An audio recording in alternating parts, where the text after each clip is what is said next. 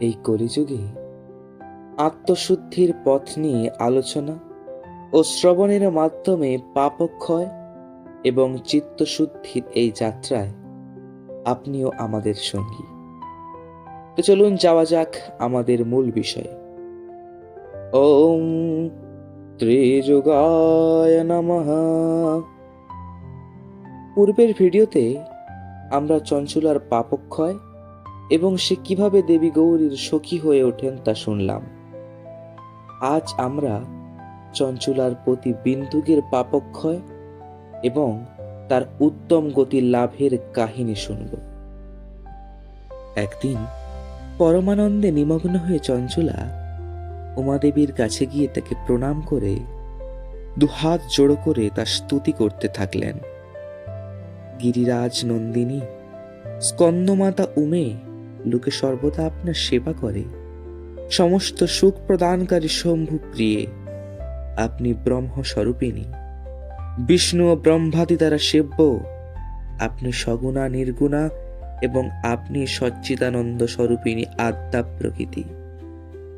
আপনি জগতের সৃষ্টি পালনকারী ও সংহারকারিণী। ত্রিগুণের আশ্রয় আপনি। ব্রহ্মা বিষ্ণু মহেশ্বর এই তিন দেবতার আবাসস্থল এবং তাদের উত্তম প্রতিষ্ঠা রূপে পরম শক্তি আপনি। সদ্গতিপ্রাপ্ত চঞ্চুলা এইভাবে মহেশ্বর পত্নী উমার স্তুতি করে মাথা নিচু করে চুপ করলেন। তার চোখ দিয়ে প্রেমাশ্রু প্রবাহিত হচ্ছিল। তখন করুণাপূর্ণ হয়ে শঙ্কর প্রিয়া ভক্তবৎসলা পার্বতী দেবী চঞ্চুলাকে সম্বোধন করে প্রেম ভরে বললেন, সখী চঞ্চুলে, আমি তোমার স্তুতিতে অত্যন্ত প্রসন্ন হয়েছি। বলো, তুমি কি বর চাও? তোমাকে আমার কিছুই অদেয় নেই। তখন চঞ্চুলা বললেন, গিরিজা কুমারী, আমার প্রতি বিন্দুক এখন কোথায়? তার কেমন গতি হয়েছে আমি তা জানি না। কল্যাণময় দীনবৎসলে আমি আমার পতির সঙ্গে যাতে আবার একত্র হতে পারি তার উপায় করুন। মহেশ্বরী মহাদেবী, আমার প্রতি এক শূদ্র জাতের নারীর প্রতি আসক্ত হয়ে পাপে ডুবেছিলেন। আমার আগেই তার মৃত্যু হয়েছিল। আমি জানি না তিনি কি গতিতে আছেন। তখন দেবী পার্বতী বললেন, বিন্দুক নাম তোমার প্রতি অত্যন্ত পাপী।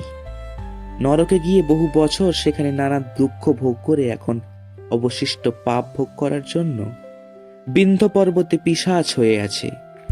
এখন সে সেরূপেই আছে এবং নানা কষ্ট ভোগ করছে। সেখানে সে বায়ু ভক্ষণ করে থাকে আর সর্বপ্রকার কষ্ট সহ্য করে। গৌরীদেবীর কথা শুনে উত্তম ব্রত পালনকারী চঞ্চলা তখন পতির মহাদুঃখে দুঃখিনী হলেন। তারপর মনস্থির করে ব্যথিত হৃদয়ে সেই ব্রাহ্মণ পত্নী মহেশ্বরীকে প্রণাম করে আবার জিজ্ঞাসা করলেন, মহাদেবী, আমাকে কৃপা করুন এবং কুকর্মকারী আমার দুষ্ট পতিকে আবার উদ্ধার করুন। দেবী, কুবুদ্ধি সম্পন্ন আমার পাপাত্মা পতি কিভাবে উত্তম গতি লাভ করতে পারেন আমাকে অবিলম্বে সেটি জানান। আপনাকে প্রণাম। পার্বতী দেবী বললেন, তোমার পতি যদি এই শিবপুরাণের উত্তম গাথা শোনে তাহলে সমস্ত দুর্গতি অতিক্রম করে উত্তম গতির অংশীদার হতে পারে। অমৃতের মতো মধুর বাণীযুক্ত গৌরীদেবীর অমৃতময় কথা শুনে চঞ্চুলা হাত জোড় করে মাথা নত করে তাকে বারংবার প্রণাম করলেন এবং নিজ পতির সমস্ত পাপের শুদ্ধি এবং উত্তম গতি লাভের জন্য পার্বতী দেবীর কাছে প্রার্থনা করলেন যে আমার পতিকে শিবপুরাণ শোনাবার ব্যবস্থা যেন হয়। ব্রাহ্মণ পত্নীর বারংবার এরূপ প্রার্থনায় শিবপ্রিয়া গৌরীদেবী অত্যন্ত দয়া হল। ভক্তবৎসলা মহেশ্বরী গিরিরাজ কুমারী ভগবান শিবের উত্তম কীর্তি গানকারী গন্ধর্বরাজ তুম্বুরুকে ডেকে তাকে প্রসন্নতা সহ বললেন, তুম্বরু, ভগবান শিবের প্রতি তোমার প্রীতি আছে। তুমি আমার মনের কথা জেনে আমার অভীষ্ট কাজ সিদ্ধ করে থাকো। তাই তোমাকে একটা কাজের কথা বলছি, তোমার কল্যাণ হোক। তুমি আমার এই সখীর সঙ্গে শীঘ্র বিন্ধ্য পর্বতে যাও। সেখানে এক মহাঘোর ও ভয়ঙ্কর পিশাচ বাস করে। আমি তোমাকে সবকিছু প্রসন্নতা সহ পূর্বক জানাচ্ছি। তুমি তার সব বৃত্তান্ত শোনো। পূর্বজন্মে এই পিশাচ বিন্দুক নামে এক ব্রাহ্মণ ছিল। সে ছিল আমার সখী চঞ্চুলার পতি। কিন্তু এই দুষ্ট ব্যক্তি পরে সন্ধ্যা আহ্নিক নিত্যকর্ম পরিত্যাগ করে অপবিত্রভাবে থাকতে আরম্ভ করে। ক্রোধবশত তার বুদ্ধি মূঢ়তায় আচ্ছন্ন হয়। সে কর্তব্য স্থির করতে অসমর্থ হয়। অভক্ষ ভক্ষণ, সজ্জন ব্যক্তিদের সঙ্গে দেশ, দূষিত বস্তুর দান গ্রহণ, এইসব তার স্বাভাবিক কর্ম হয়ে ওঠে। অস্ত্র শস্ত্র নিয়ে সে মারকাট করত, দিন দুঃখীকে কষ্ট দিত। সে ক্রূরতাপূর্বক অন্যের ঘরে আগুন দিত, চণ্ডালদের সঙ্গে মেলামেশা করত। এই পাপী নিজ পত্নীকে পরিত্যাগ করে দুষ্ট সঙ্গেই আনন্দ পেত। আমৃত্যু সেই দুরাচারেই ব্যস্ত ছিল। তারপর তার মৃত্যু প্রাপ্তি হয়। সেই পাপীদের ভোগাস্থান ঘোর মজমপুরীতে গমন করে এবং বহু প্রকার নরক ভোগ করে সেই দুষ্টাত্মা এখন বিন্দু পর্বতে পিশাচ হয়ে আছে এবং সেই দুষ্ট পিশাচ তার পাপের ফল ভোগ করছে। তুমি তার কাছে যত্ন সহকারে শিব পুরাণের এই দিব্য গাথা শোনাও, যা পরম পুণ্যময় এবং সমস্ত পাপ বিনাশকারী। শিবপুরাণ গাথা শ্রবণ উৎকৃষ্ট পুণ্যকর্ম। এই গাথা শ্রবণে তার হৃদয় শীঘ্রই পাপ থেকে শুদ্ধ হয়ে যাবে এবং প্রেতজনি পরিত্যাগ করবে। ওই দুর্গতি থেকে মুক্ত হলে তুমি বিন্দুক নামক ওই পিশাচকে আমার আদেশে বিমানে নিয়ে শিবের নিকট নিয়ে আসবে। মহেশ্বরী উমা এইরূপ আদেশ প্রদান করলে গন্ধর্বরাজ তুম্বুরু মনে মনে অত্যন্ত প্রসন্ন হলেন। তিনি তার ভাগ্যকে ধন্যবাদ জানালেন। তারপর সেই পিশাচের পত্নী চঞ্চুলার সঙ্গে বিমানে করে নারদের প্রিয় মিত্র তুম্বুরু অতি শীঘ্রই বিন্ধ্যাচল পর্বতে পৌঁছালেন। সেখানে ওই পিশাচ থাকত।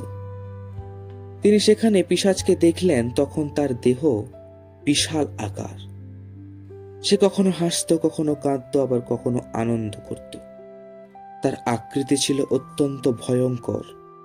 ভগবান শিবের উত্তম গীতকারী মহাবলী তুম্বুরু সেই অতি ভয়ঙ্কর পিশাচকে পাশ দিয়ে বেঁধে ফেললেন। তারপর তিনি শিব পুরাণের কথা শোনাবার জন্য মহোৎসবযুক্ত স্থান, মণ্ডপ ইত্যাদি নির্মাণ করলেন। এতেই সমস্ত লোকে রটে গেল যে দেবী পার্বতীর নির্দেশে এক পিশাচকে উদ্ধার করার জন্য শিবপুরাণের উত্তম গাথা শোনাতে তুম্বুরু বিন্ধ্য পর্বতে এসেছেন। তখন সেই কথা শোনার আকাঙ্ক্ষায় বহু দেবর্ষি শীঘ্রই সেই স্থানে এসে পৌঁছালেন।